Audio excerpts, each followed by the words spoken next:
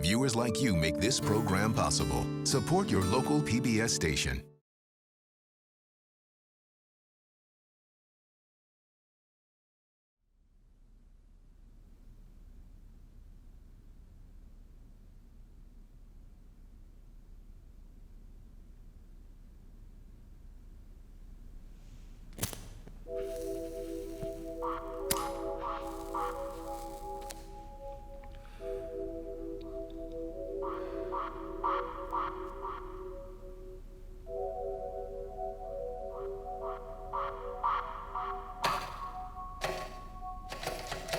The hearing will come to order. Dr. J.R. Oppenheimer, the Institute for Advanced Study, Princeton, New Jersey. There has developed considerable question whether your continued employment on Atomic Energy Commission work is consistent with the interests of the national security.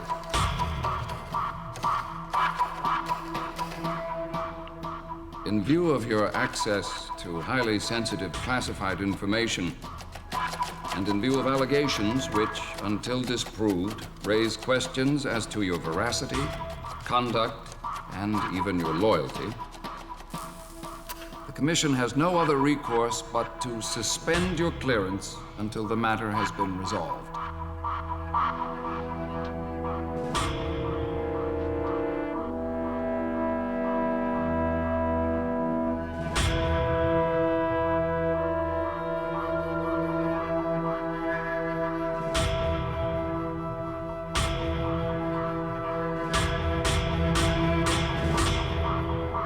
The hearings were held in a makeshift courtroom in a shabby government office in Washington, D.C.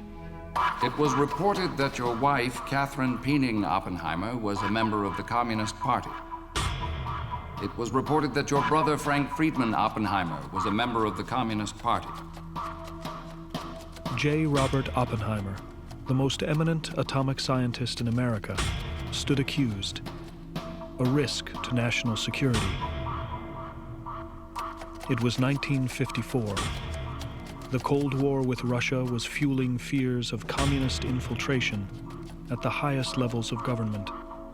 It was reported that you stated that you were not a communist, but had probably belonged to every communist front organization on the West Coast and had signed many petitions in which communists were interested.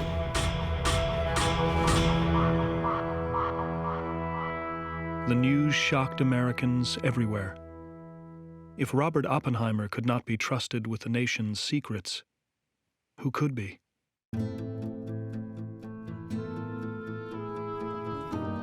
Brilliant, proud, charismatic, a poet as well as a physicist, Oppenheimer had seemed to enjoy the full trust and confidence of his country's leaders. He was a national hero, the man who had led the scientific team which devised the atomic bomb.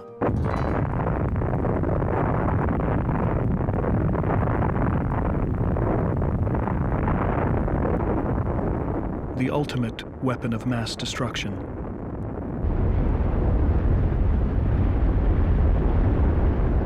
Oppenheimer came to prominence through unspeakable violence and suffered all the ambiguities and contradictions he had helped create. We knew the world would not be the same. Few people laughed. Few people cried. Most people were silent. I remembered the line from the Hindu scripture, the Bhagavad Gita. Vishnu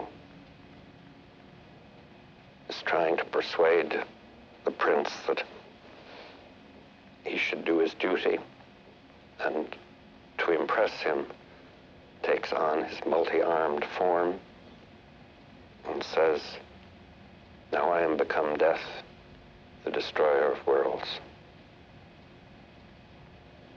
I suppose we all thought that one way or another.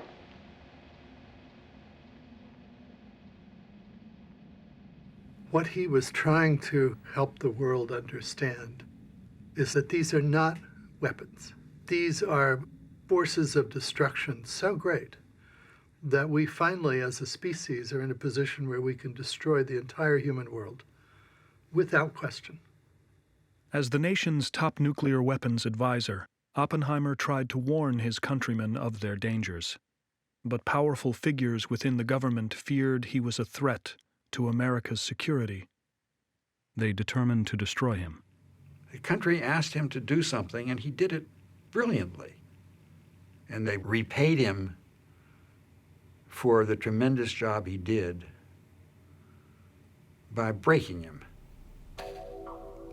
Doctor, do you think that social contacts between a person employed in secret war work and communists or communist adherents is dangerous? Are we talking about today? Yes. Certainly not necessarily so. They could conceivably be. Was that your view in 1943 and during the war years? The hearings would go on for nearly a month. The story of Oppenheimer's life laid bare, his secrets exposed. His brilliance and arrogance, naivete and insecurities debated, dissected, and judged. A special three-man board appointed by the Atomic Energy Commission would rule on the charges. To defend himself, the embattled scientist felt compelled to tell his own story in his own way. The items of so-called derogatory information cannot be fairly understood except in the context of my life and work.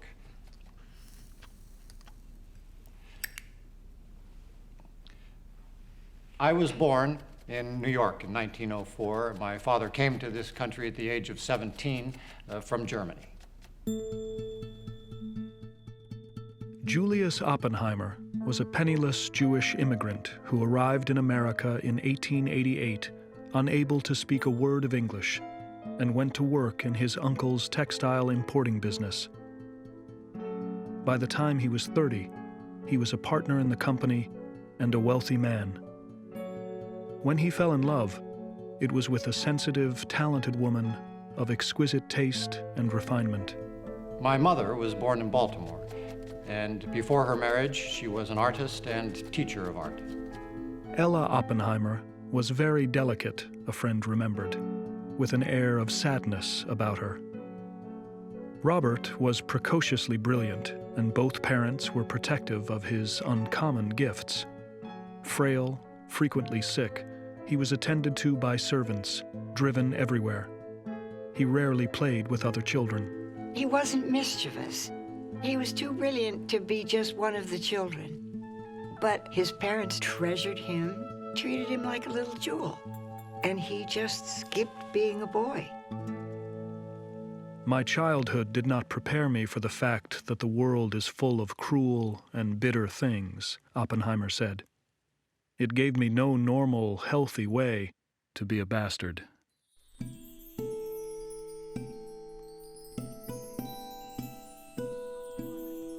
Sometime around the age of 5, Robert's grandfather gave him a small collection of minerals.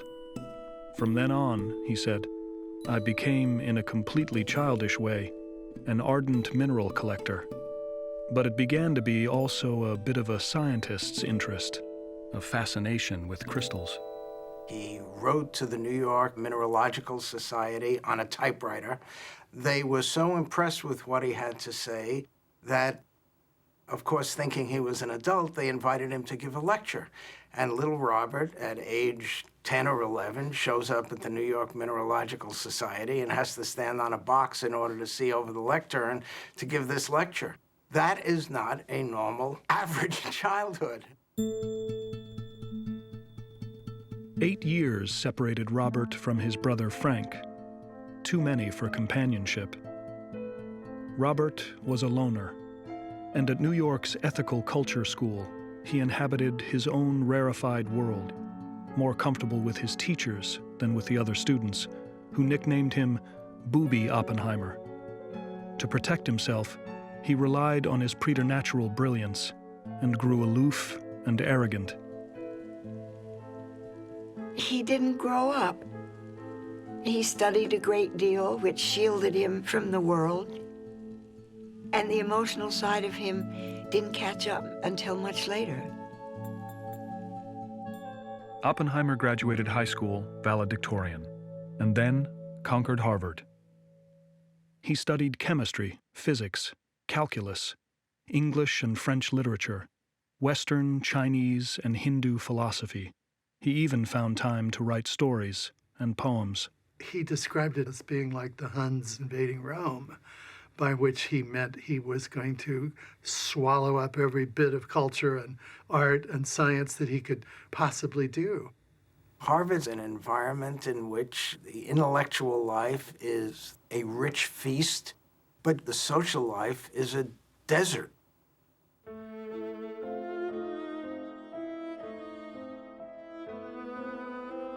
In all his years at Harvard, he never had a date. He remained immature, uncertain, easily bewildered in social situations. One friend remembered bouts of melancholy and deep, deep depressions. In the days of my almost infinitely prolonged adolescence, he said later, I hardly took an action, hardly did anything that did not arouse in me a very great sense of revulsion and of wrong. My feeling about myself was always one of extreme discontent. His doubts about himself came clear in his poems. The dawn invests our substance with desire, and the slow light betrays us and our wistfulness. We find ourselves again, each in his separate prison, ready, hopeless for negotiation with other men.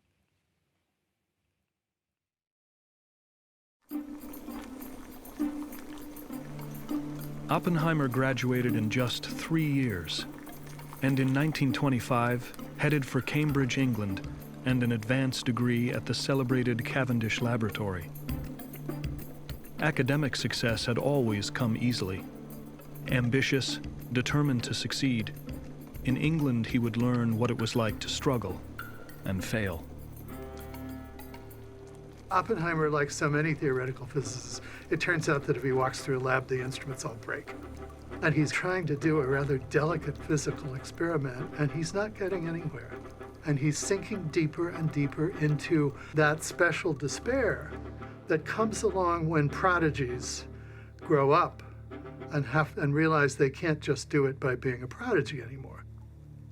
His eyes and his hands and his mind are not coordinated. He can't do what all of the other young people are able to do. And he finds himself one day standing at a blackboard, staring into space, saying, the point is, the point is, the point is. There is no point.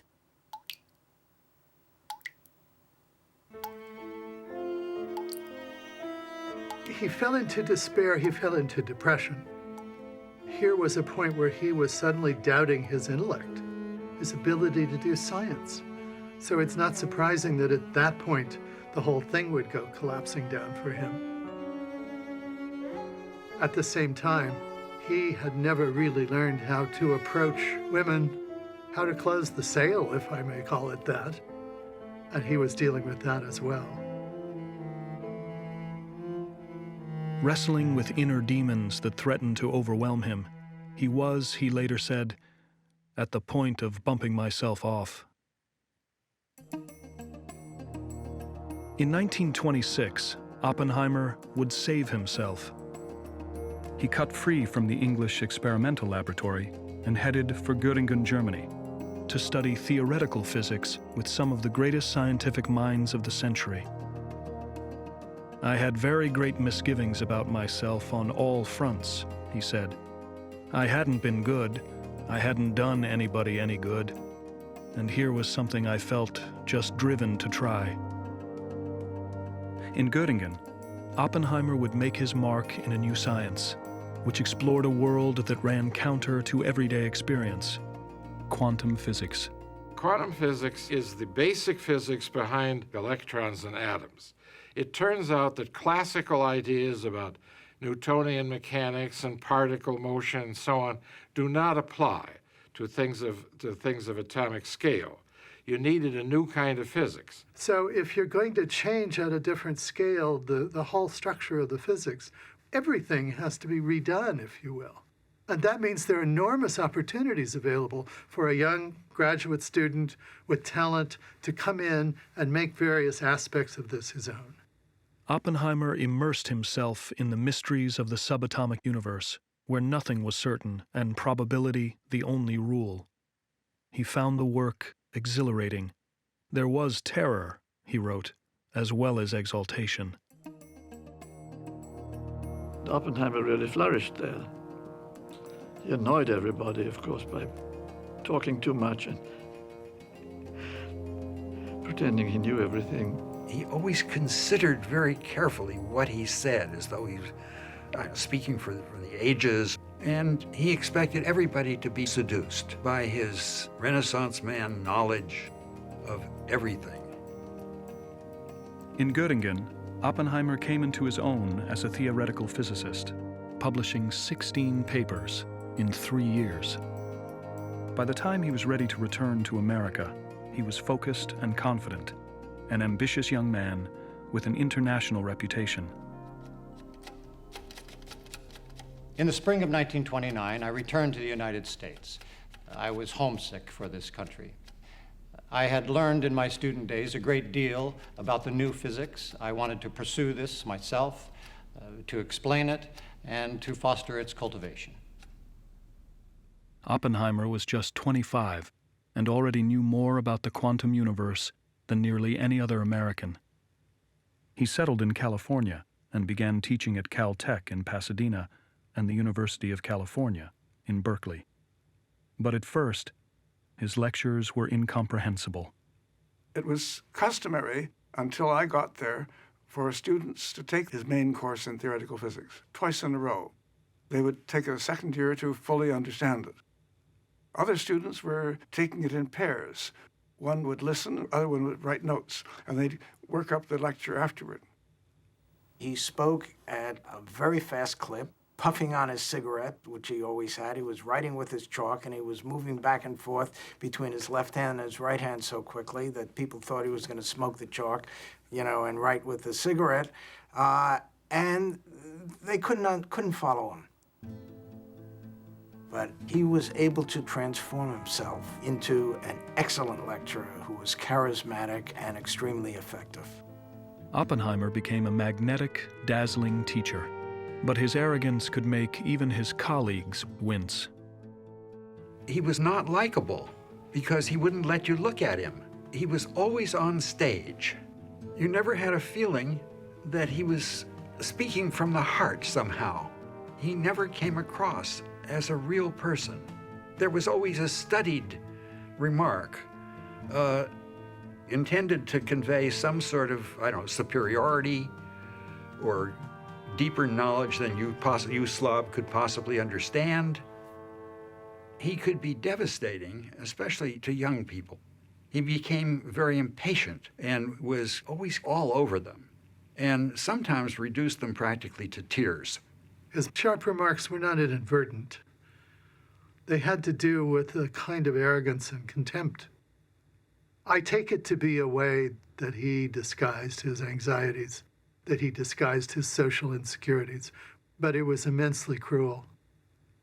Oppenheimer called his behavior beastliness. "It is not easy," he wrote in a letter to his brother. "At least, it is not easy for me to be quite free of the desire to browbeat somebody."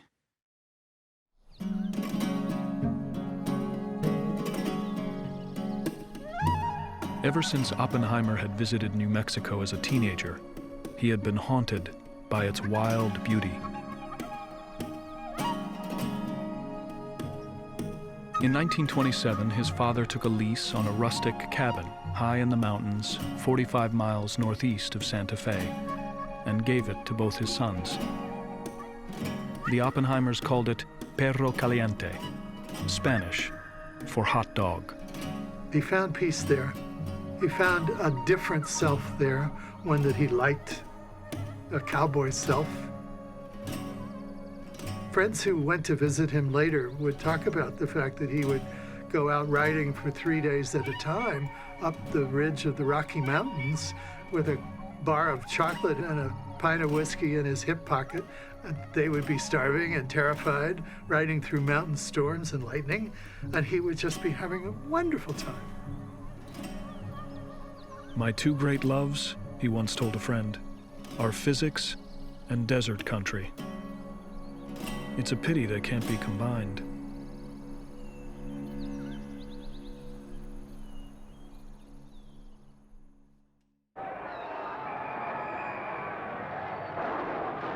In 1934, San Francisco longshoremen battled police, shutting down the waterfront just across the bay from Oppenheimer's home in Berkeley. America itself seemed on the verge of revolution, with violence in the streets, strikes, a failing economy, a third of the nation unemployed. But Oppenheimer remained aloof. I had no radio, no telephone. I never read a newspaper or a current magazine.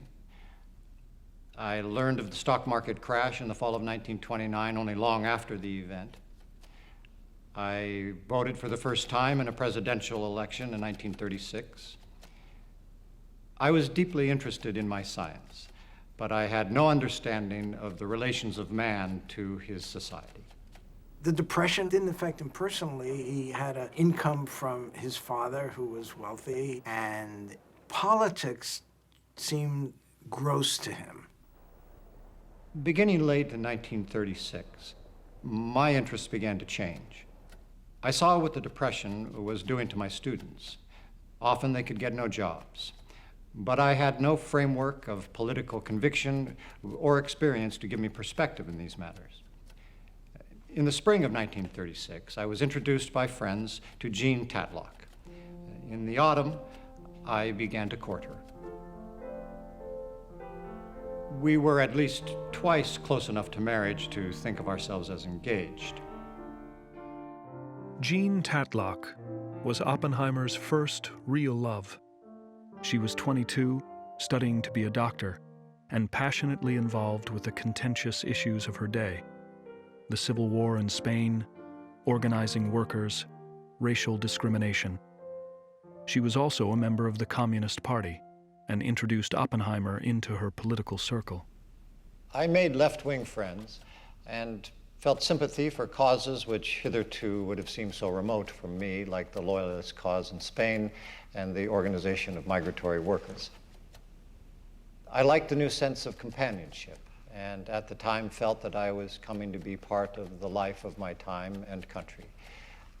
I did not then regard communists as dangerous, and some of their declared objectives seemed to me desirable.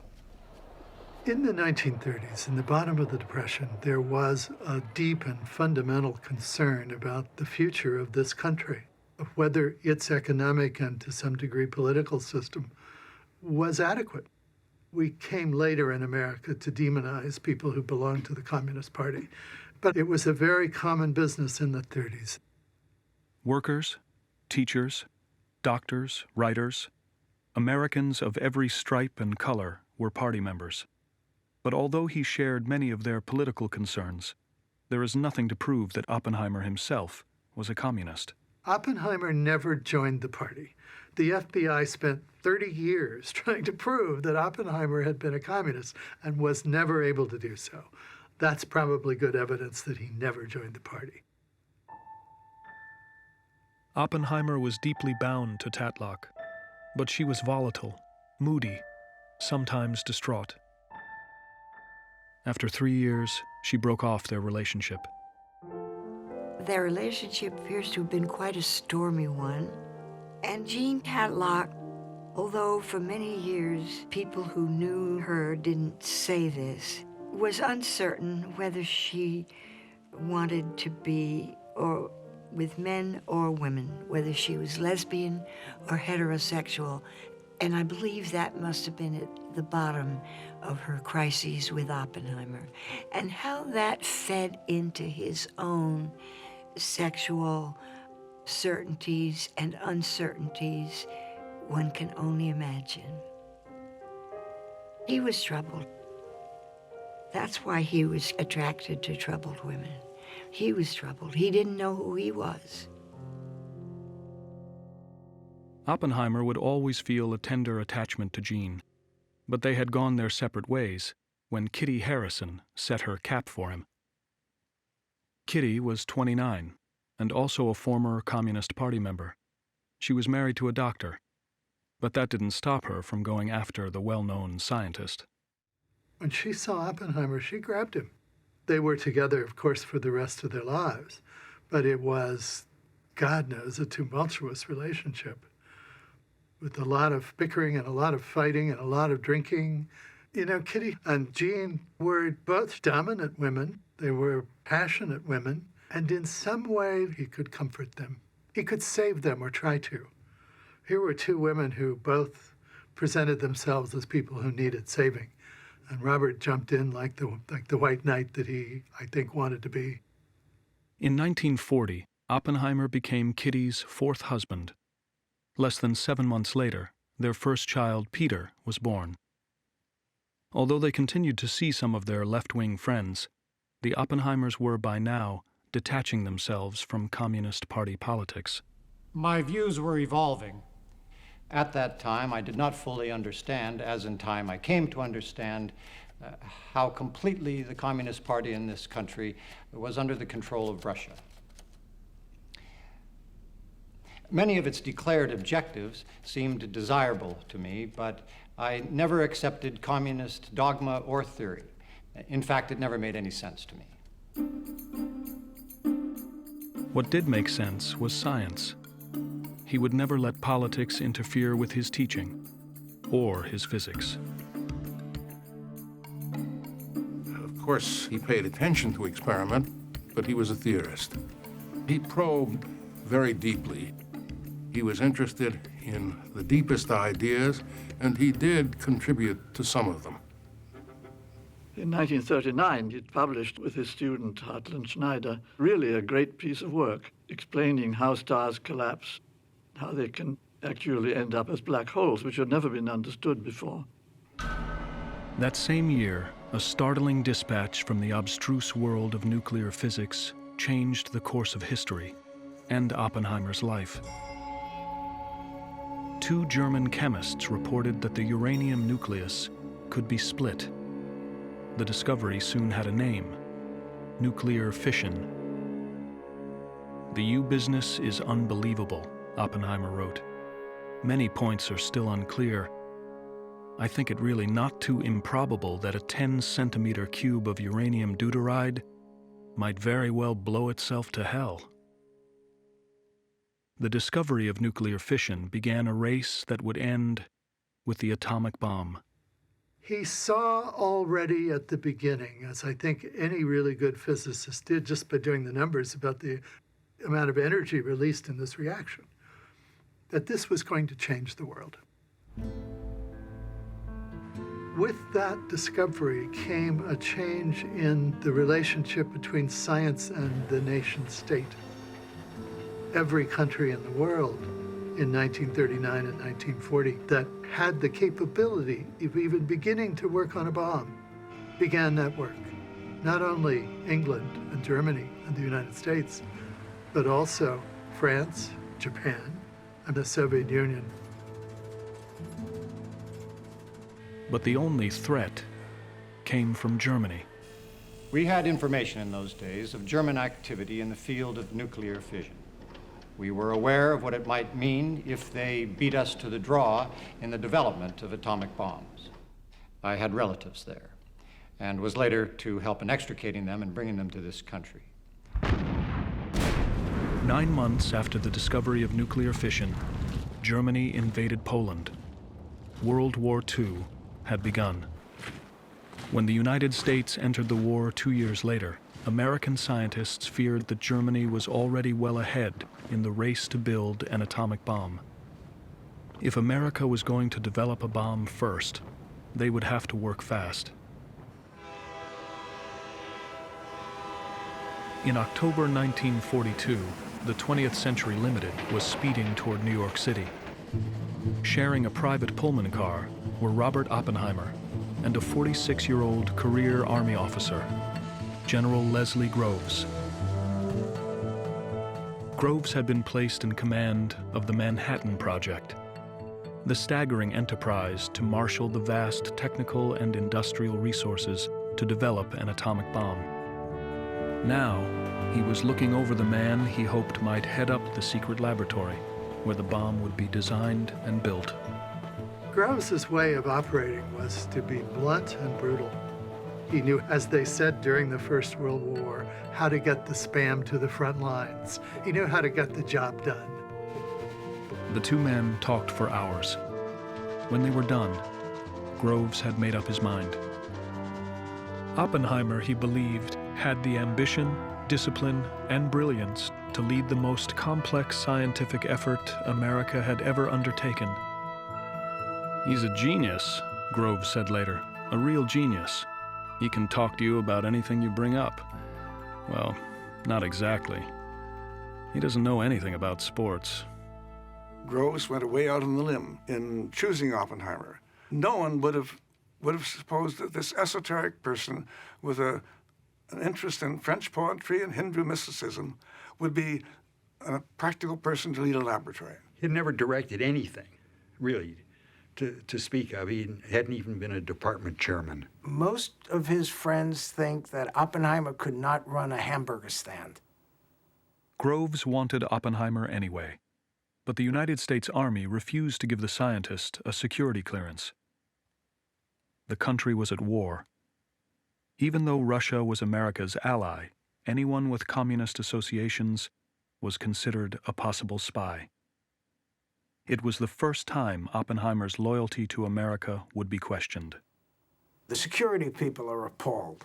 Oppenheimer is the last person they would want as director, and he's the next to last person they'd even want involved in the project at all as a janitor. Groves is very conservative. He hates communists, but Groves does not allow Oppenheimer's left-wing activities during the 1930s to trump his belief that Oppenheimer will be just the right person. In early 1943, I received a letter appointing me director of the laboratory. Almost everyone knew this was a great undertaking. It might determine the outcome of the war. It was an unparalleled opportunity to bring to bear the knowledge and art of science for the benefit of the country. This job, if it were achieved, would be part of history.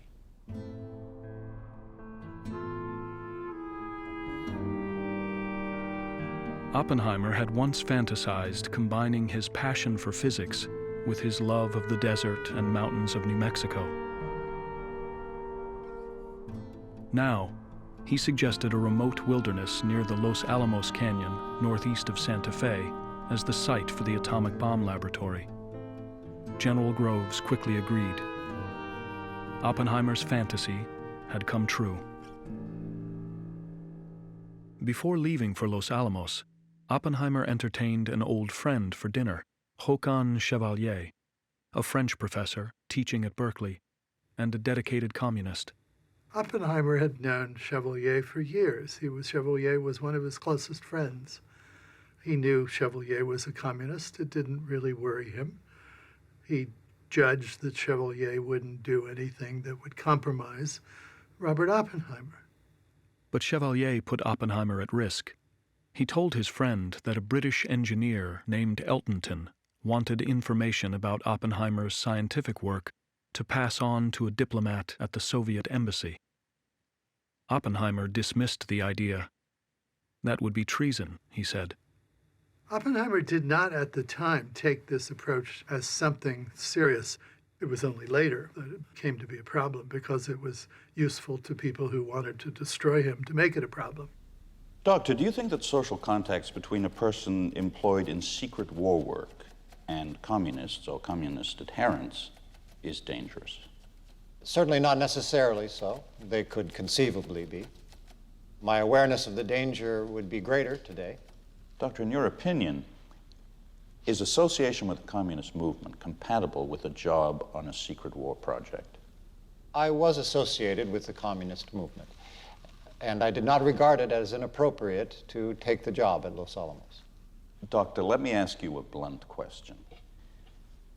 Don't you know, and didn't you know certainly by 1943, that the Communist Party was an instrument or a vehicle of espionage in this country? I was not clear about it. I am asking you now. If fear of espionage wasn't one of the reasons why you felt that association with the Communist Party was inconsistent with work on a secret war project? Yes. Your answer is that it was? Yes. You would have felt then, I assume, that a rather continued or constant association between a person employed on the atomic bomb project and communists or communist adherents was dangerous. Potentially dangerous, conceivably dangerous. Look, I have had a lot of secrets in my head a long time. It does not matter who I associate with. I don't talk about those secrets. In times of spiritual trial, Oppenheimer would search the Bhagavad Gita, a sacred Hindu text, for meaning and comfort.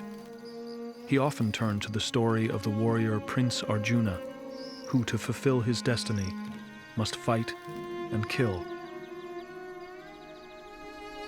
In battle, in forest, at the precipice in the mountains, on the dark great sea, in the midst of javelins and arrows, in sleep, in confusion, in the depths of shame, the good deeds a man has done before defend him. In April 1943, Oppenheimer was 38 years old, about to take on a task for which few people thought him capable: harnessing the forces of the atom to build a bomb of awesome, destructive power. There was little doubt that a potentially world-shattering undertaking lay ahead. We began to see the great explosion. We also began to see how rough, difficult, challenging, and unpredictable this job might turn out to be.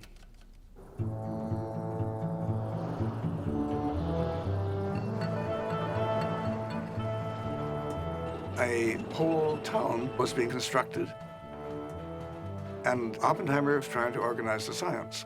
But in addition, they were constructing roads, laboratory buildings, and homes. We had no sidewalks anywhere, and in one season of the year walked around in mud up to our ankles.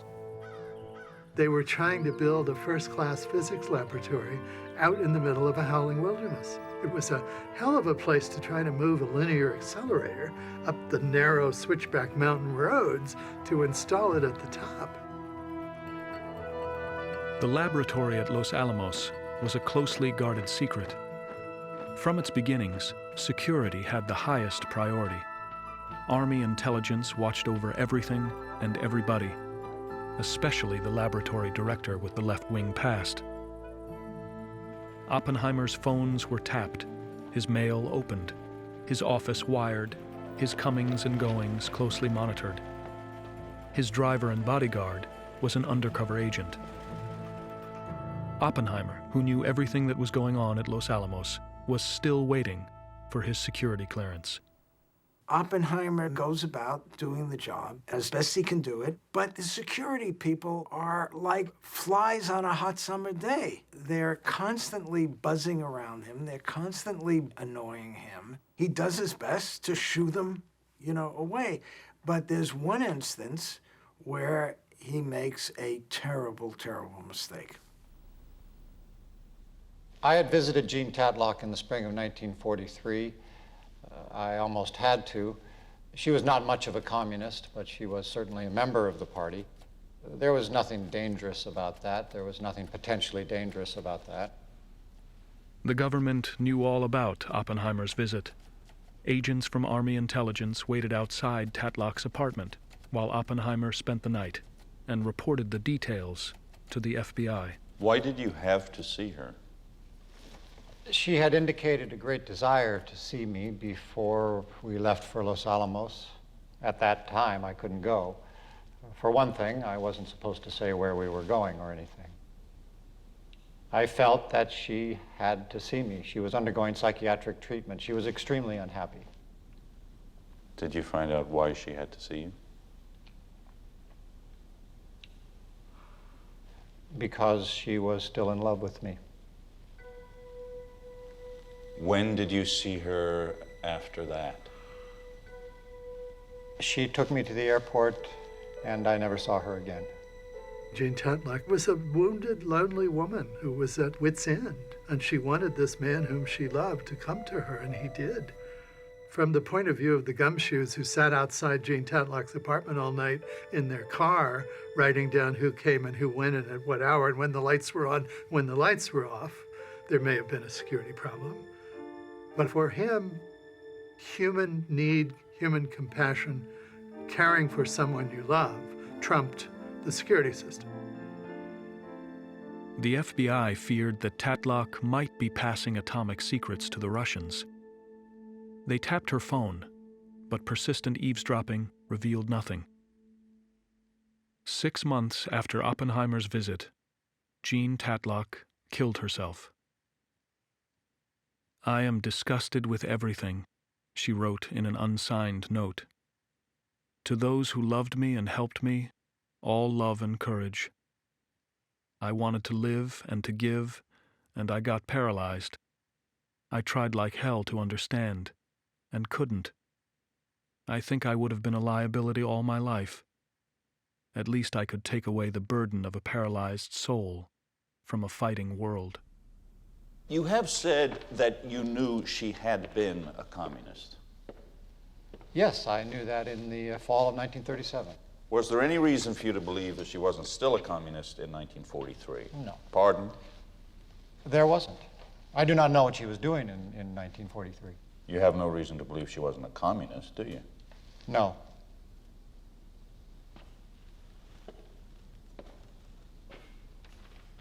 You spent the night with her, didn't you?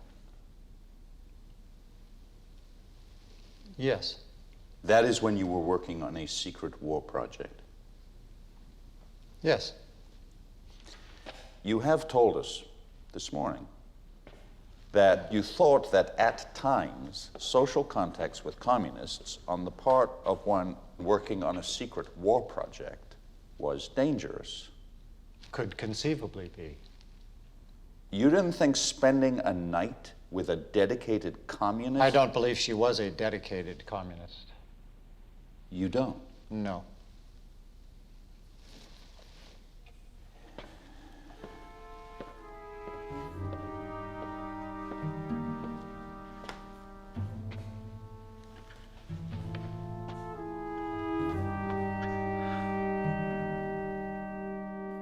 "5 weeks after Oppenheimer's visit to Tatlock, General Groves rammed through his security clearance. But Oppenheimer continued to operate under a shadow of suspicion, and by the summer of 1943, the pressure began to tell. That August, Oppenheimer volunteered to talk with Colonel Boris Pash, Chief of Army Counterintelligence for the West Coast. He had begun to worry about his conversation with his friend Håkan Chevalier. He realized that he should have reported it at once, but he still didn't want to get his old friend in trouble. General Groves has, more or less, I feel, placed a certain responsibility in me. I don't mean to take up too much of your time.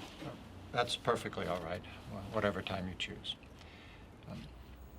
I have no first-hand knowledge, but a man attached to the Soviet Council has indicated indirectly through an intermediary that he was in a position to transmit information. I think it might not hurt to be on the lookout for it. If you wanted to watch him, I think it would be the appropriate thing to do. His name is Eltonton. Oppenheimer had simply wanted to alert Army intelligence that Eltonton might be a threat. But Pash did not trust Oppenheimer and his left-wing past. He hid a microphone in the telephone receiver and recorded their entire conversation. Oppenheimer had no idea that everything he said was set down, transcribed, and added to his security file, where it would be unearthed years later with disastrous consequences. There were approaches to other people who were troubled by them, and sometimes they came and discussed them with me. That's as far as I can go on that. These people, were they contacted directly by Elton? No. Oh, through another party? Yes. Well, now, could we know through whom that contact was made? I think it would be a mistake. Oppenheimer makes up this complicated story so that the security people are looking all over the place.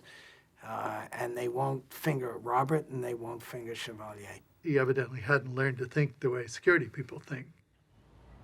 Every time he said something else, he just made it worse.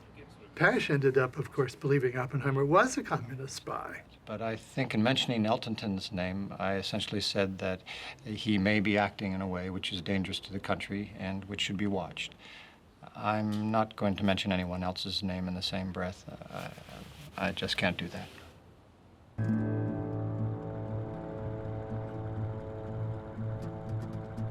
Oppenheimer quickly put the whole incident behind him. There was too much work to do.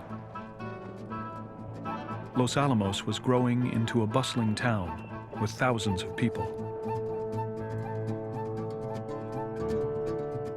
He had wildly underestimated the magnitude of the job, but he was thriving. In spite of the initial doubts of his scientific colleagues, he was proving that he was more than up to the enormous task. He showed an ability to motivate and inspire that I think surprised everyone. Everyone loved him because he was everywhere.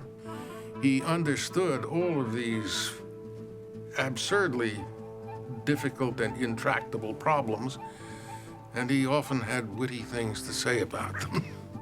He had a certain charisma, a certain charm, a certain flair. He had a robin's egg blue convertible Cadillac, you know, and if you're a young kid, and here's the boss, and he's driving around with his pork pie hat and his tweed jacket and cigarette always, you know, like in the movies, you know, you're impressed. Oppenheimer inspired everyone. He expressed the intellectual essence of what we were doing, the deepest sense of what it was.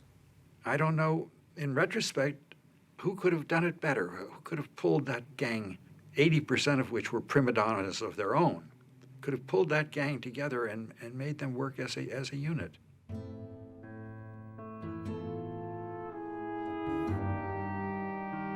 In being the director of this historic laboratory, Oppenheimer found his greatest and most natural role. He was cruel to people before the war. He was cruel to people after the war. But he wasn't cruel to people during the war. The period at Los Alamos was the only time in his life when he wasn't plagued by existential doubt, when all the parts came together and worked together. It was the first chance he'd ever had to serve the country and forget himself. Oppenheimer shaped an array of brilliant, eccentric scientists into a team. The Hungarian refugee Edward Teller was his biggest problem. Teller was always an ebullient scientist, very bright, quite impatient. When I showed up at Los Alamos, I saw this name chalked next to the door, E. Teller, but there was no one in the office. I learned that he was rather unhappy that he had not been chosen as leader of the theory division and had gone off in a puff. His passion from the very first was to create what he called the super bomb. The super was a hydrogen bomb, a weapon with nearly unlimited destructive power. But since a hydrogen bomb would need an atomic bomb to set it off, Oppenheimer gave Teller's super a low priority. Oppenheimer said, no, we got enough on our hands. We got to make the atomic bomb. That's what we're going to do. That's our job. And that's what we're going to focus on. Teller threatened to quit until Oppenheimer relented and let him work independently to try and design his super bomb. But there would always be bad blood between them. Teller was obsessive. He would not accept Oppenheimer's judgment about the feasibility of this project. He was not a crackpot or anything like that. He was an excellent physicist.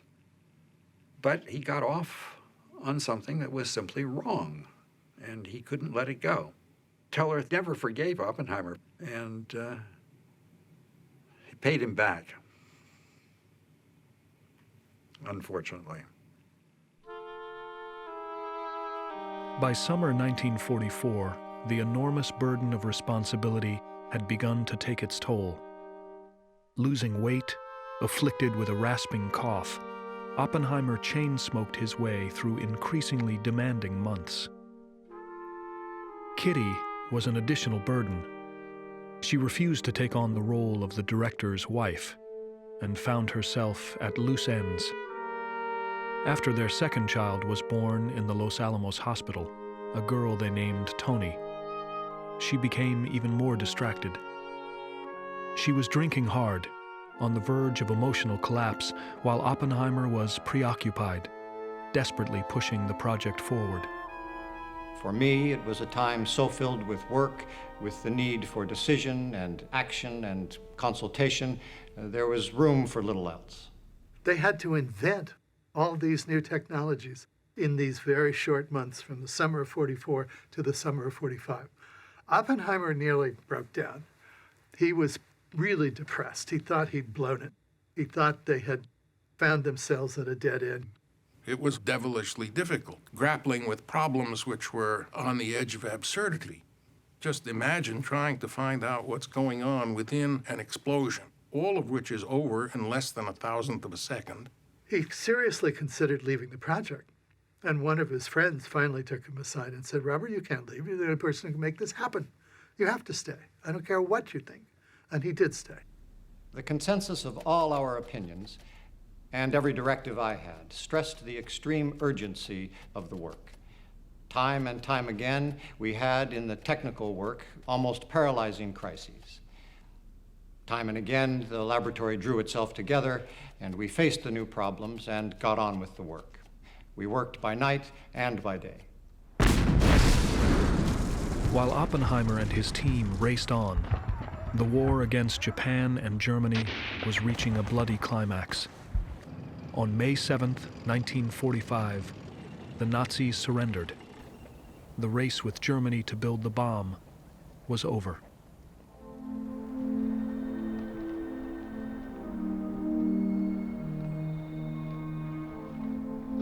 We had joined this project fearing that the Germans were working on trying to produce a bomb, and if they succeeded in reaching it before we did, they wouldn't be very sentimental about using it.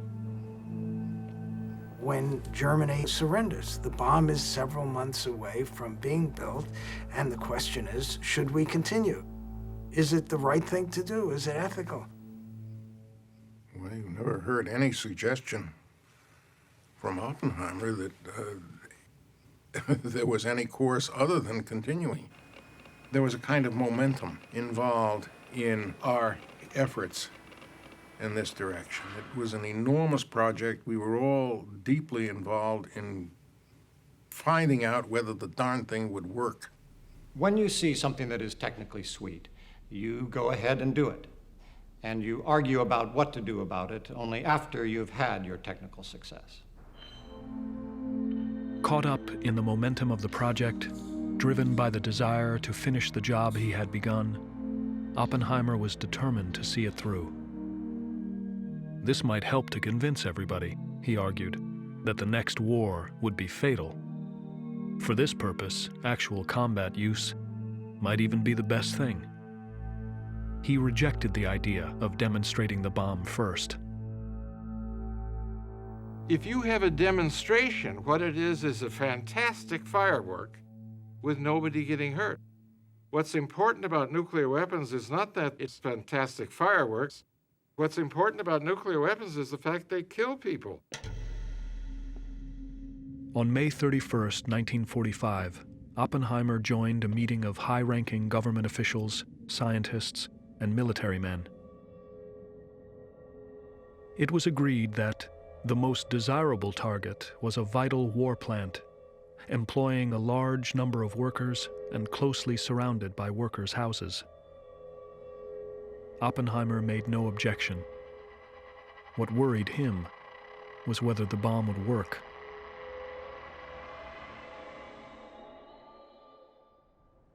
The answer would come in New Mexico's Alamogordo Desert, the place the Spanish had called the Jornada del Muerto, the journey of death.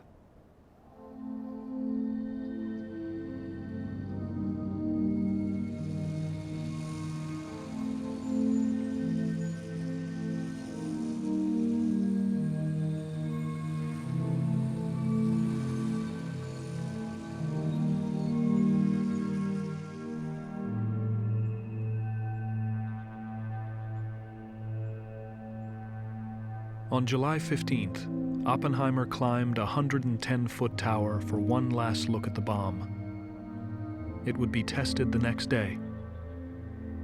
He was down to 115 pounds, tense, on edge. There was great tension about the test, great uncertainty whether it would work or produce a pathetic fizzle. This had never been done before, and it was no one had a clear picture at all of what to expect. The evening before the test, someone recalled the frogs had gathered in a little pond by the camp and copulated and squawked all night long. Oppenheimer chain-smoked nervously and sat quietly reading the French poet Baudelaire. Seductive twilight, the criminal's friend. Silent like a wolf, the sky is closing down. A dark cloth drawn across an alcove where the impatient man changes into a beast of prey. At 5:10, the countdown began at 0-20 minutes. As loudspeakers ticked off the time at 5-minute intervals, Oppenheimer wandered in and out of the control bunker, glancing up at the sky. At the 2-minute mark, he was heard to say to himself, "Lord, these affairs are hard on the heart." -1 minute. -55 seconds. We were given a piece of welder's glass to hold in front of our eyes so that we could look at it without being blinded. It was pitch dark outside, just before dawn. There was a lot of tension. Oppenheimer lay on his stomach, his face dreamy, withdrawn. He grew tenser as the last seconds ticked off, an Army general remembered. He scarcely breathed. For the last few seconds, he stared directly ahead.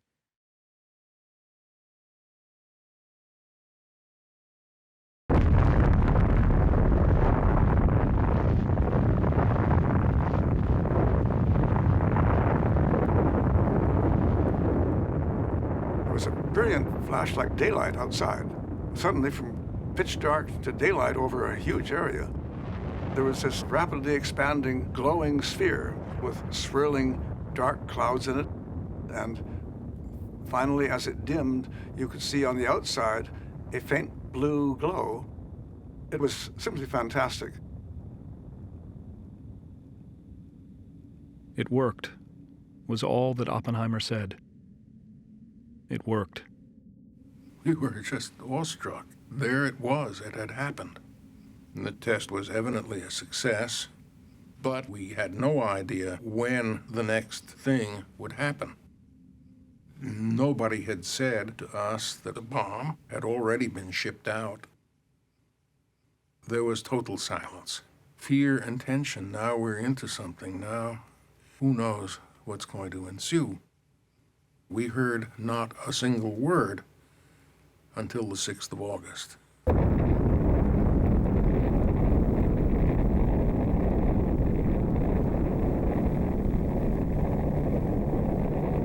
On August 6, 1945, the United States exploded an atomic bomb over Hiroshima, a city with a population of 350,000. Even before the blast, Oppenheimer had been darkly mourning. "Those poor little people," he said. "Those poor little people." Yet he had given the military precise instructions to ensure that the weapon would be delivered on target. No radar bombing, he wrote. It must be dropped visually. Don't let them detonate it too high, or the target won't get as much damage.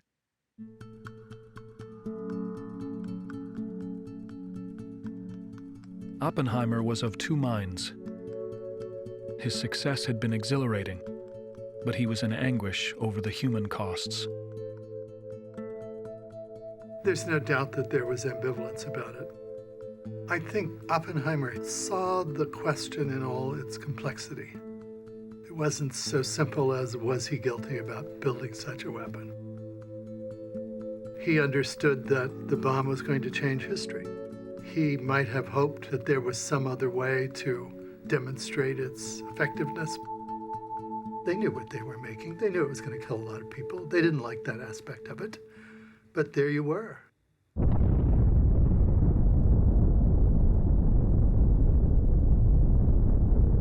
The second atomic bomb exploded over Nagasaki on August 9th, left him morose, consumed by doubts, fast sinking into depression. This undertaking, he wrote a friend, has not been without its misgivings. They are heavy on us today, when the future, which has so many elements of high promise, is yet only a stone's throw from despair.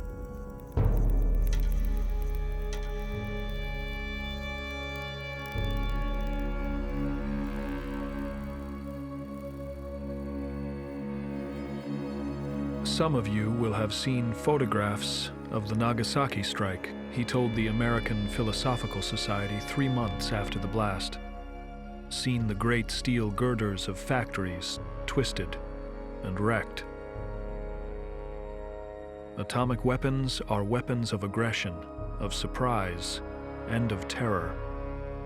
If they are ever used again, it may well be by the thousands, or perhaps by the tens of thousands. He was a great supporter of using the bomb, but he understood all along that he was on the cusp of a new terror, even at the moment when the scientists believed that there was no other choice. They knew that most of the people killed were civilians. They knew that the targets for these bombs were the centers of cities. It's a very heavy burden that he carries into the post-war period after Hiroshima and Nagasaki are destroyed. I have been asked whether, in the years to come, it will be possible to kill 40 million American people in the 20 largest American towns by the use of atomic bombs in a single night. I am afraid that the answer to that question is yes. In 1945, America was the only country in the world with the atomic bomb. President Harry Truman believed that national security depended on keeping nuclear technology secret.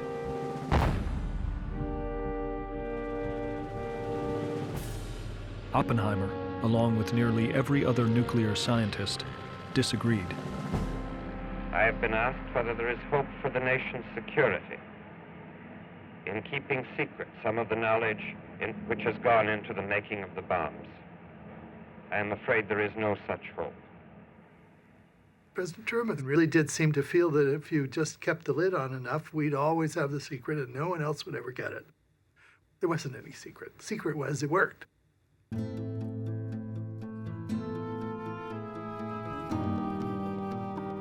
On October 25, 1945, Oppenheimer met with President Truman to share his concerns.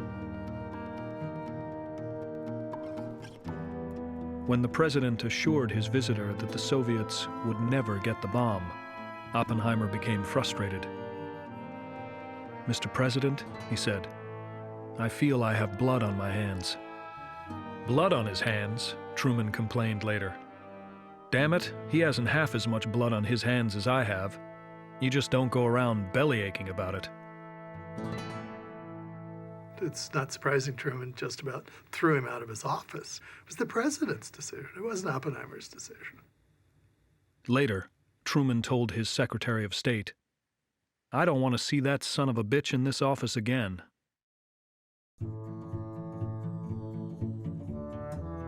In the years after the war, Robert Oppenheimer's fame grew. His name became a household word.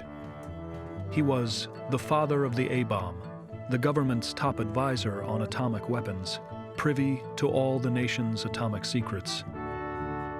He was instantly famous.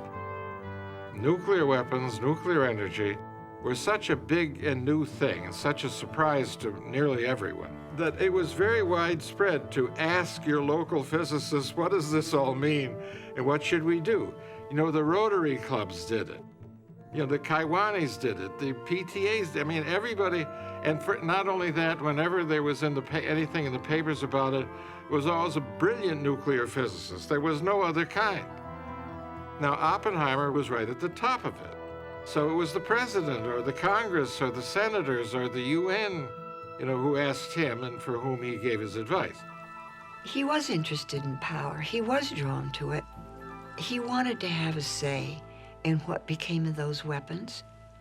He wasn't going to go back down on the farm after he'd seen Paris.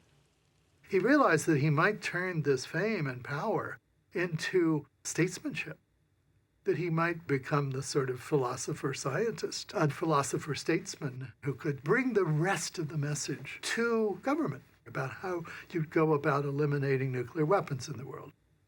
Oppenheimer was naive enough. He really thought that if he got inside, he could change things.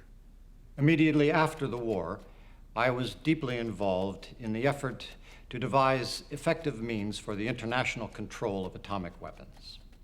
In 1946, Oppenheimer hammered out the details of a visionary proposal with some of America's most distinguished statesmen. The plan was designed to put atomic energy into the hands of an international agency, controlling uranium mines, atomic power plants, and atomic laboratories. It involved giving up nuclear weapons and internationalizing the entire nuclear enterprise.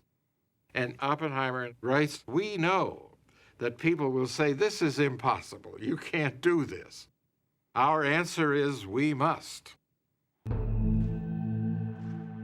But Oppenheimer's hope for an international accord that would lead to the elimination of nuclear weapons was facing fierce resistance, foundering on the deepening antagonisms between two former allies, the Soviet Union and the United States.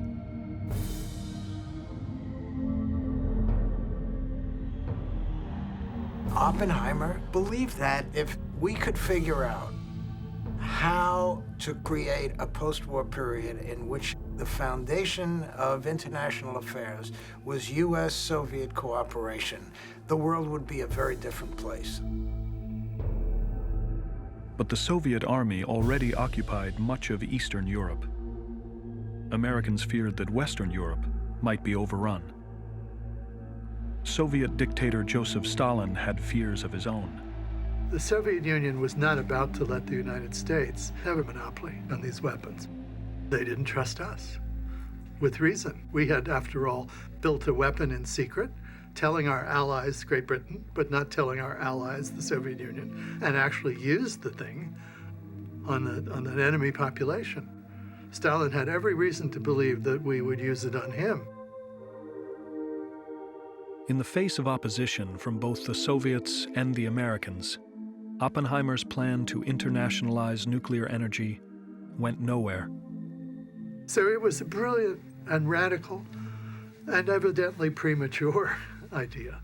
Because national sovereignty trumped everything.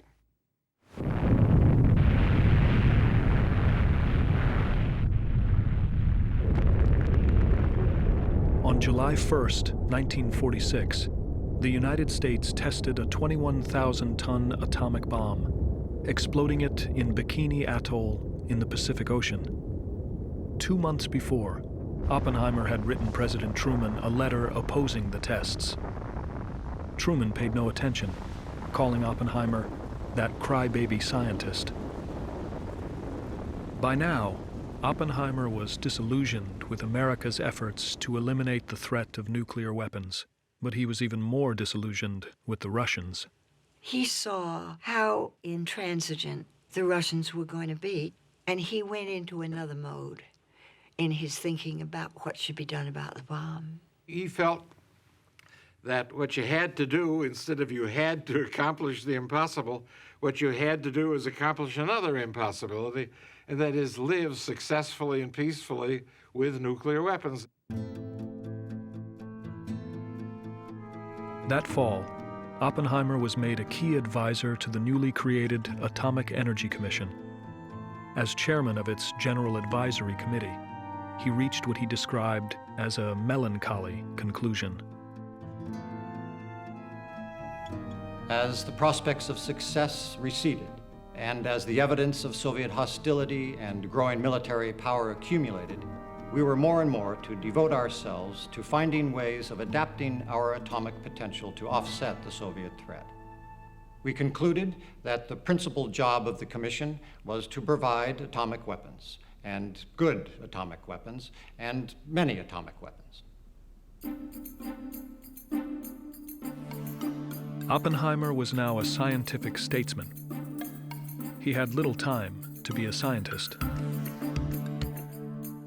After the war, he had given up teaching to become the director of the Institute for Advanced Study at Princeton, a center for theoretical research, renowned as the home of the most famous scientist in the world, Albert Einstein. But Oppenheimer rarely did any research himself anymore. He published only a few scientific papers, and after 1950, never published one again. And that was a great grief to him. He had had dreams of getting back into science and doing something great while he was here. His wife, Kitty, begged me if I couldn't actually work with Robert and actually do some science with him. And I never could. It wasn't, he never got down to the nitty-gritty. He was older. He was 40? He was past the age when people do their best scientific work. The popular press continued to depict him as a scientist on the cutting edge and a model American. A happily married man with 2 small children and a German shepherd called Buddy. No one knew that he was under close surveillance by the FBI because of his past ties to the Communist Party. Communists have been, still are, and always will be a menace to freedom, to democratic ideals, to the worship of God, and to America's way of life.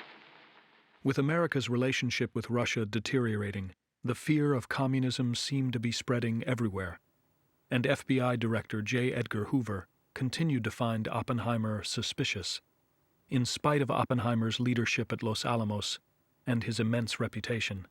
There were periods in which there was a let-up, but the FBI started to follow and surveil Oppenheimer in about 1940, 1941, and never stopped. Never stopped.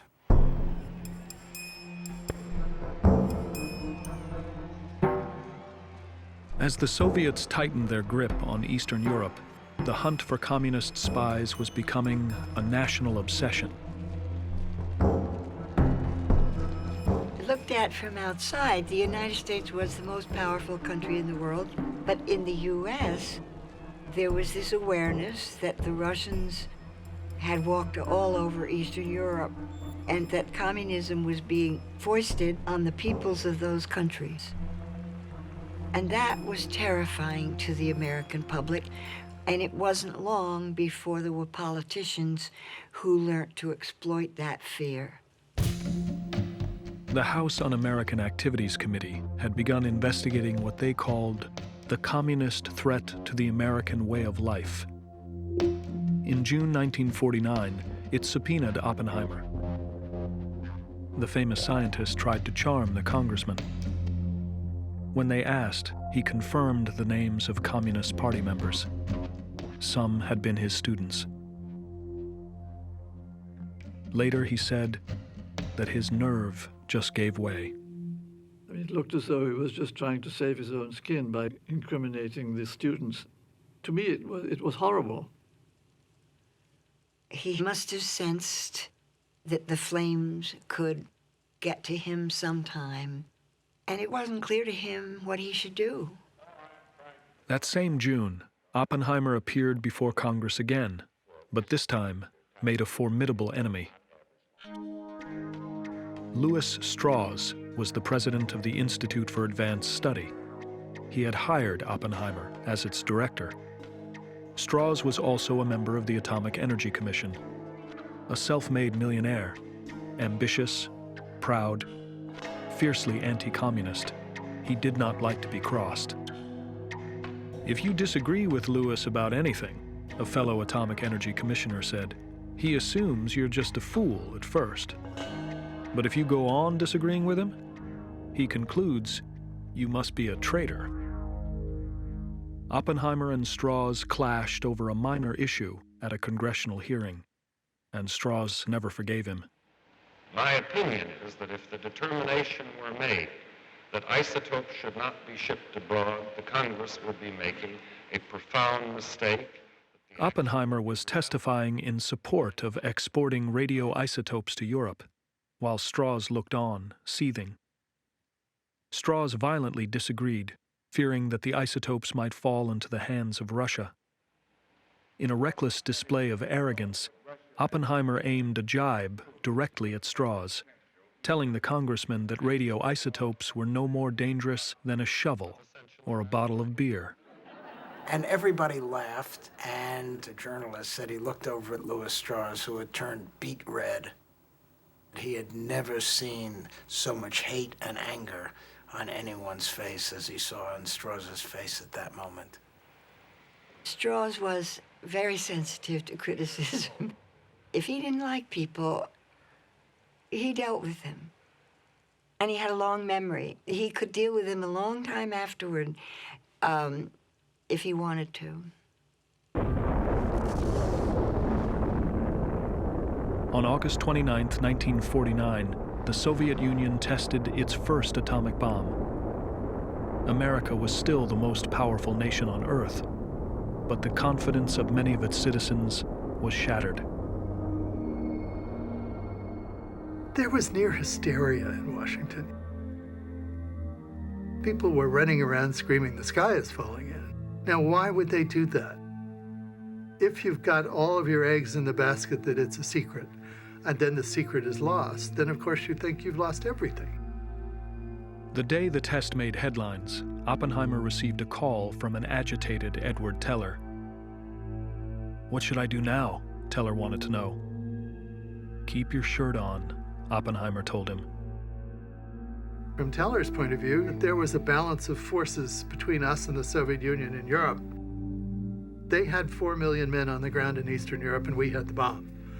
Now suddenly they had 4 million men on the ground in Europe, we had the bomb, and they had the bomb. So the balance of forces was upset. He hated the Soviet Union. He grew up in Hungary, and communism was a 4-letter word. So he thought the only way you could deal with the Soviet Union was have more bombs than they did, that they would be influenced by force and by nothing else. Teller believed he had the answer to the Soviet threat, the super, the hydrogen bomb, which had remained his pet project ever since Los Alamos.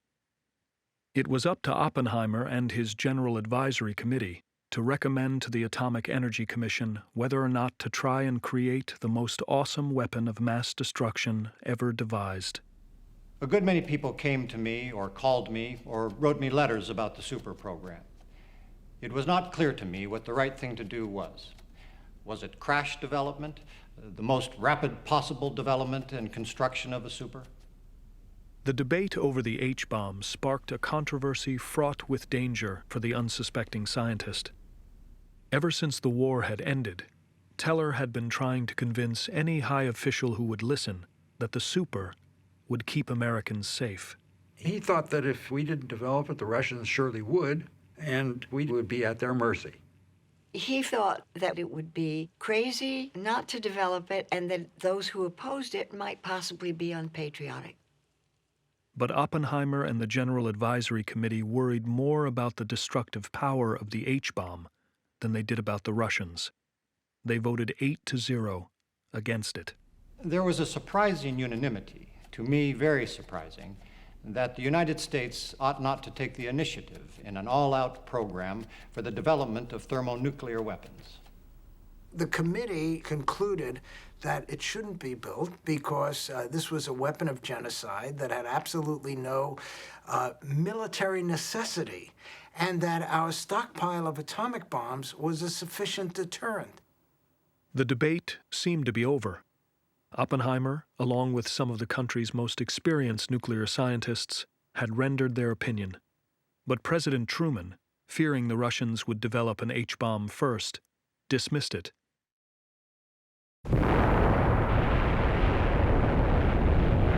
On November 1st, 1952, the world's first hydrogen bomb explosion vaporized the tiny island of Alugalab in the Pacific.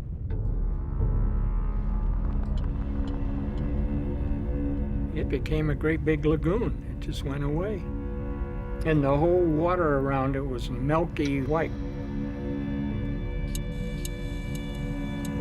It was scary. The heat from this thing was really very frightening. It started getting hotter and hotter and hotter and hotter. This is almost 30 miles away.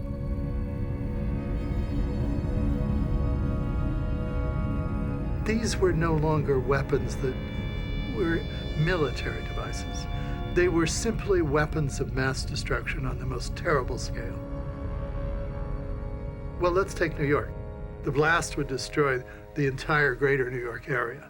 The fallout would take out the rest of the East Coast. One bomb. It meant that a new era of warfare was upon us. We now had in our possession a weapon of genocide, not just warfare.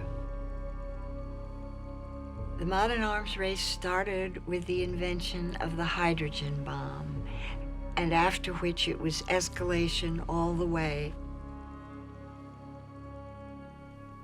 If the development by the enemy, as well as by us, of thermonuclear weapons could have been averted, I think we would be in a somewhat safer world today than we are.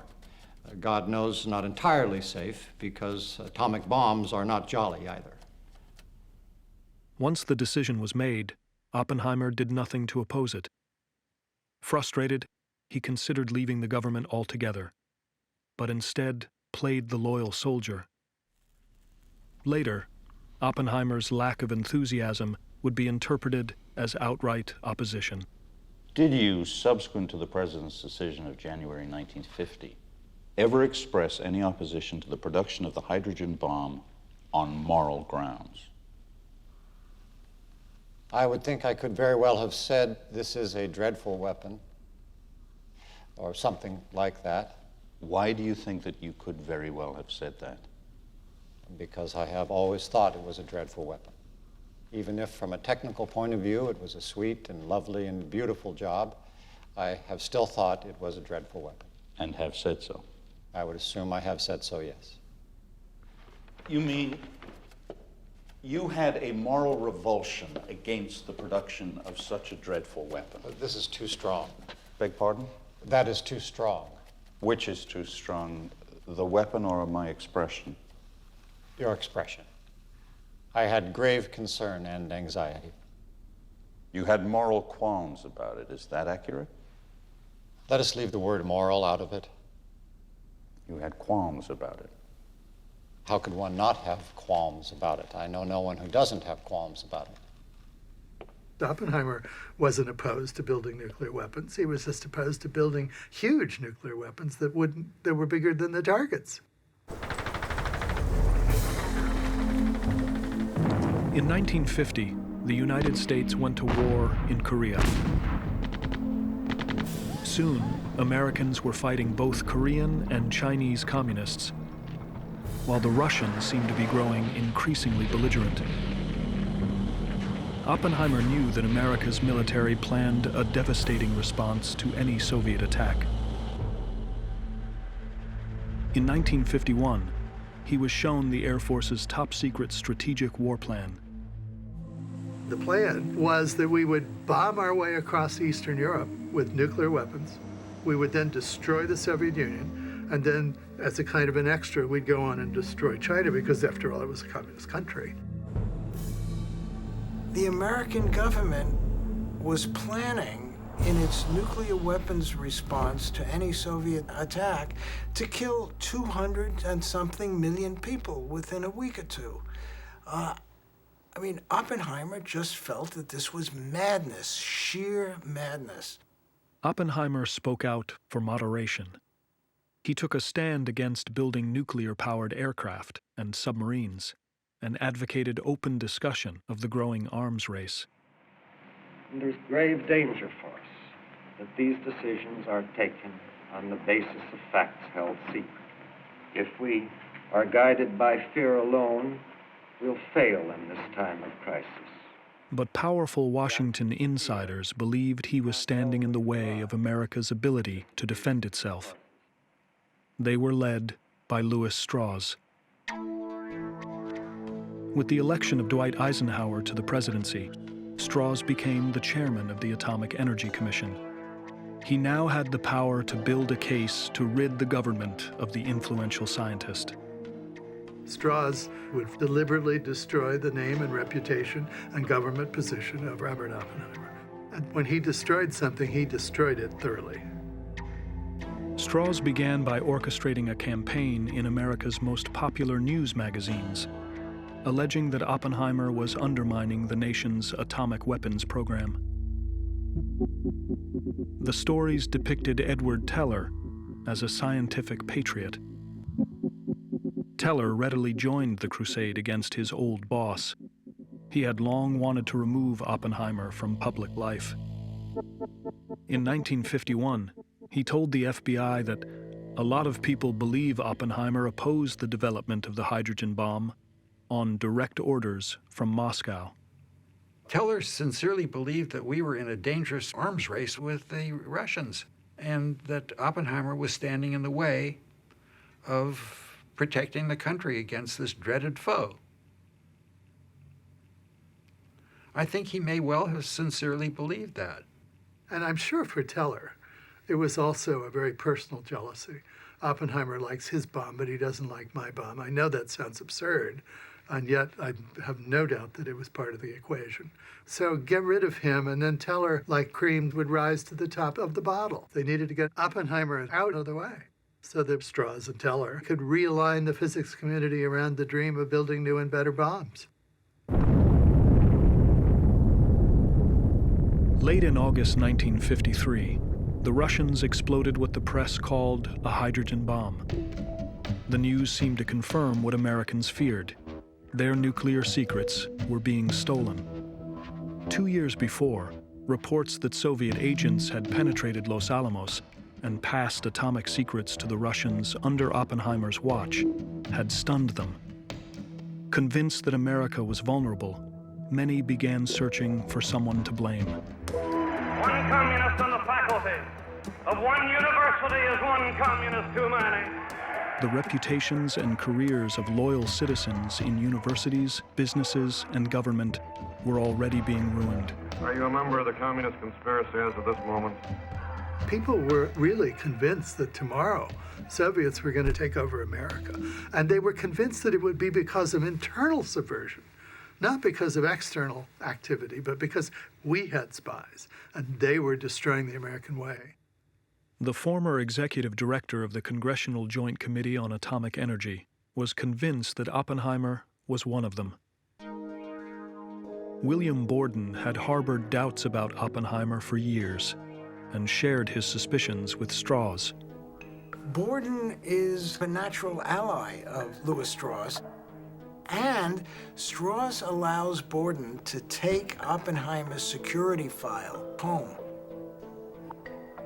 And Borden studies it for months and writes this letter to J. Edgar Hoover. Borden outlined a series of charges against Oppenheimer.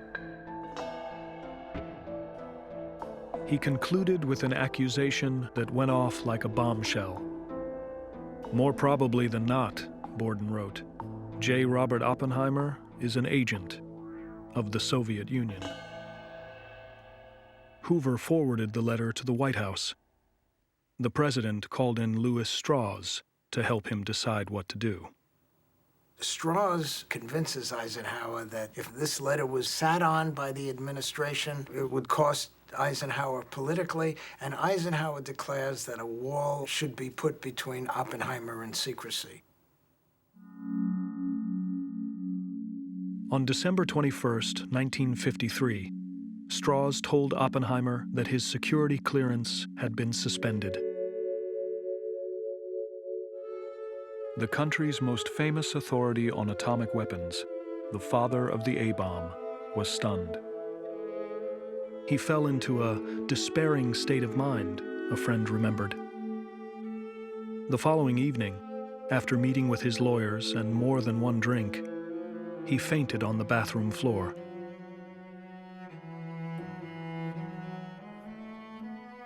When he began to think about the consequences of what he was facing, I think he realized that he was in deep, deep trouble for the first time in his life.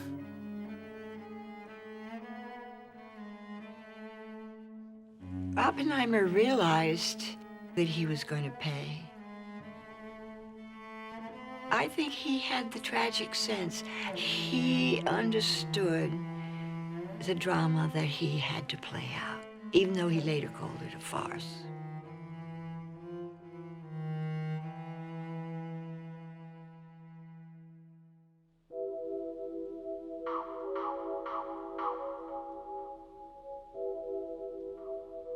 The hearings were enveloped in an atmosphere of fierce anti-communism. It was reported that in 1940 you were listed as a sponsor of the Friends of the Chinese People, an organization characterized by the House Committee on Un-American Activities as a communist front organization. At stake was a man's dignity and the role that nuclear weapons would play in America's military strategy. It was reported that you strongly opposed the hydrogen bomb on moral grounds and by claiming that it was not feasible and not politically desirable. And even after it was determined to proceed, you continued to oppose the project. Confronted with charges that could ruin his reputation, Oppenheimer himself insisted on the hearing, despite the warnings of some of his friends. Oppenheimer couldn't see tucking tail and walking away. What would that say about the charges against him? On the other hand, it's too bad he didn't understand what sort of forces he was up against. With no credible evidence to prove that Oppenheimer had put America's security at risk, prosecutor Roger Robb would have to wear the scientist down, force him into contradictions, confuse and embarrass him. Your brother Frank told you in 1936, or probably 1937, that he and his wife Jackie had joined the Communist Party. Did he ask your advice about it? Oh, Lord, no. He had taken the step. I had confidence in his decency and straightforwardness and in his loyalty to me. Tell us the test that you applied to acquire the confidence that you have spoken of. In the case of a brother, one doesn't make tests. At least I didn't. Well, I knew my brother. When did you decide that your brother was no longer a member of the party and no longer dangerous? I never regarded my brother as dangerous. Robb was an experienced trial lawyer, but Louis Strauss wasn't taking any chances. The hearings turned into a trial in which Strauss made the rules. Strauss selected the judges, kept the defense from seeing all the relevant documents, and from knowing in advance which witnesses would be called. They are in a war against communism, and therefore the normal rules of justice have to be set aside in order to protect the body politic. Strauss even broke the law to get his man. The FBI bugged Oppenheimer's lawyers' offices, his home, nearly everywhere he went, then passed the information along to the prosecutor. The defense strategy was known to the prosecution in advance. It was the worst kind of kangaroo court. They had them 10 ways to Sunday. There were approaches to other people who were troubled by them, and sometimes they came and discussed them with me. That's as far as I can go on that. Unknown to Oppenheimer or his lawyer, Rob had discovered the secret recording of Oppenheimer's conversation with Army Intelligence Officer Colonel Pash. He carefully studied the transcript and prepared a trap to catch Oppenheimer in a lie. Did Chevalier tell you or indicate to you in any way that he had talked to anyone but you about this matter? No. You are sure about that? Yes. Did you learn from anybody else or hear that Chevalier had approached anyone but you about this matter? No. You are sure about that? That is right. Doctor, I would like to read from the transcript of your interview with Colonel Pash. There were approaches to other people who were troubled by them and sometimes came and discussed them with me. That's as far as I can go on that. Do you recall saying something like that? I don't recall that conversation very well. I can only rely on the transcript. Doctor, for your information, I might say that we have a record of your voice. Sure. Do you have any doubt that you said that? No.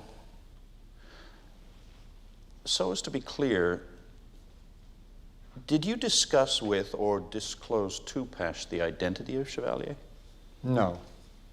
Let us refer to him then, for the time being, as X. All right. Didn't you say that X had approached 3 people? Probably. Why did you do that, Doctor? Because I was an idiot. Is that your only explanation, Doctor? I was reluctant to mention Chevalier. Yes. No doubt somewhat reluctant to mention myself. So you told Pash that there were several people that were contacted? Right. And your testimony now is that was a lie? Right. That wasn't true? That is right. You did, you were sure, tell Colonel Pash there was more than one person involved?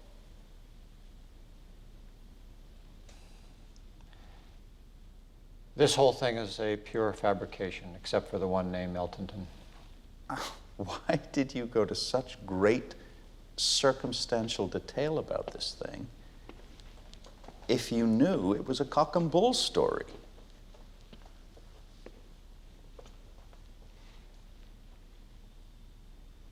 I fear this whole thing is a piece of idiocy.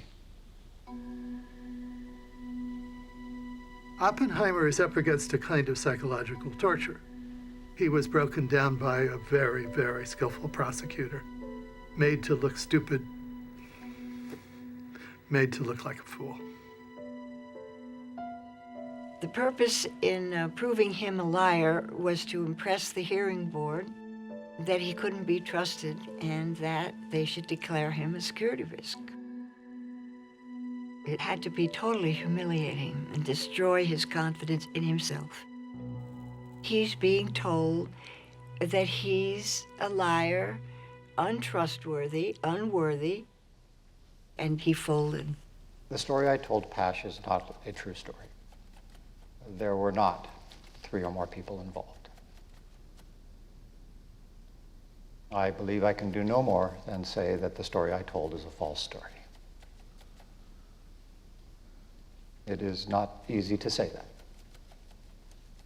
Now, when you ask as to why I did this, other than that I was an idiot, I'm going to have more trouble being understandable. I found myself, I believe, trying to give a tip to the intelligence people without realizing that when you give a tip, you must tell the whole story. But I am, in any case, solemnly testifying that there was no conspiracy in what I knew and what I know of this matter.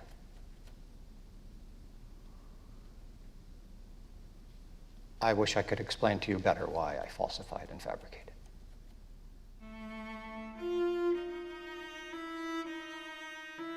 The trial proved to him his worst fears. Oppenheimer had been troubled all his life about who he was. He later said that he was repulsive to himself. The trial said that he had defects of character, that he was not a good human being, and unfortunately he agreed. Oppenheimer testified for 27 hours. A parade of witnesses was called on both sides. He looked wan, demoralized by the time Edward Teller took the stand. Teller drove the final nail into Oppenheimer's coffin. I thoroughly disagreed with Dr. Oppenheimer in numerous issues, and his actions, frankly, appeared to me confused and complicated. I feel that I would like to see the vital interests of this country in hands which I understand better and therefore trust more.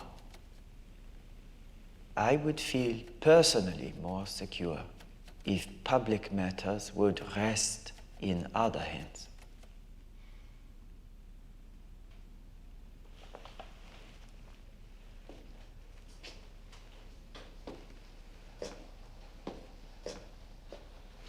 I'm sorry. After what you've just said, I don't know what you mean.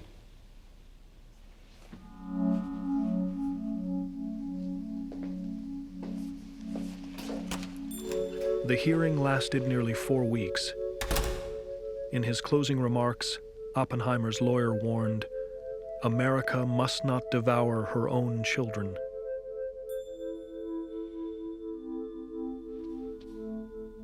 We find that Dr. Oppenheimer's continuing conduct and associations have reflected a serious disregard for the requirements of the security system. We have found a susceptibility to influence which could have serious implications for the security interests of the country. We find his conduct in the hydrogen bomb program sufficiently disturbing. We have regretfully concluded that Dr. Oppenheimer has been less than candid in several instances in his testimony. By a vote of 2-1, the board concluded that although Oppenheimer was a loyal citizen, his security clearance should be revoked. Numb and bewildered, Oppenheimer told a friend, "I have so little sense of self remaining." In a futile gesture, he appealed to the Atomic Energy Commission, chaired by Lewis Strauss. The commission upheld the verdict, 4-1.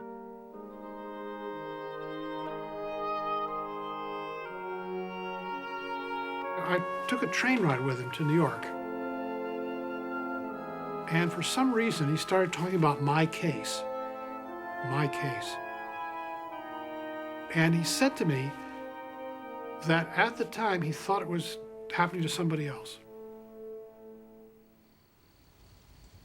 He wasn't accused in the course of the hearing of having ever betrayed a secret. It was about getting Oppenheimer out of the security councils of the U.S. government. America's most influential voice for nuclear moderation had been stilled. The Oppenheimer hearing was a political battle between the Strauss view, we need more and more and more nuclear weapons, and the Oppenheimer view that nuclear weapons are a part of our defense, but we have to, use them sensibly and we can't rely on them totally. That hearing had a profound effect on the nuclear arms race. It essentially opened the floodgates. It removed the legitimacy of criticism against more and more nuclear weapons. In 1954, the year of the Oppenheimer hearings, America had some 300 nuclear weapons. By the end of the 20th century, the United States would have at the ready more than 70,000. We built so many more than we ever needed, and the Soviets followed suit.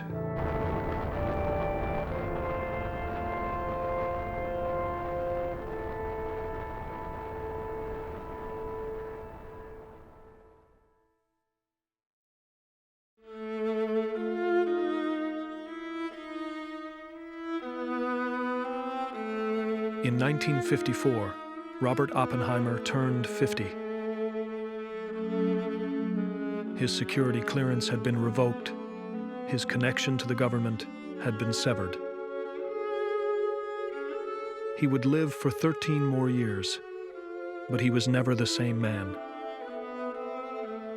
He had been a strong, forceful leader before that, and he was a beaten man afterwards. He gave lectures on science and its interaction with humanity. He continued to direct the Institute for Advanced Study.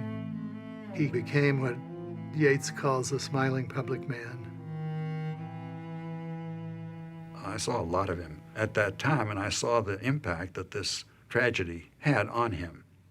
I can't recall ever seeing him happy, just relaxed and having fun.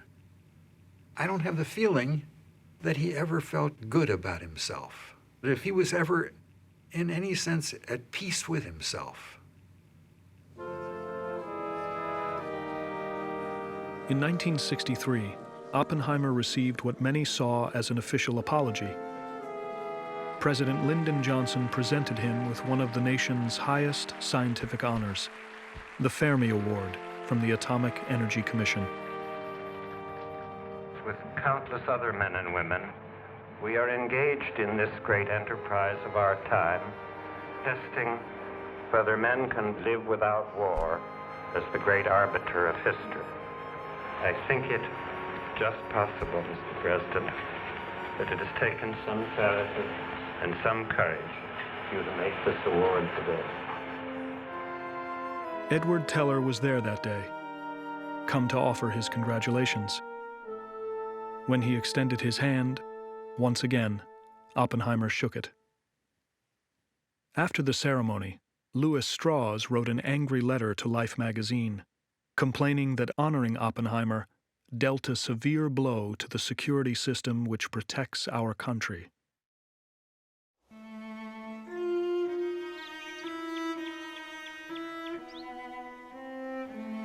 Robert Oppenheimer died 4 years later. He was 62. In those twilight years, he seldom returned to the New Mexico where he had come to feel at peace. When he was 24, he had written a poem inspired by the wilderness he loved so well and the allure of death. It was evening when we came to the river, with a low moon over the desert that we had lost in the mountains, forgotten, what with the cold and the sweating and the ranges barring the sky. We waited a long time in silence. Then we heard the oars creaking. And afterwards, I remember the boatman called to us. We did not look back at the mountains.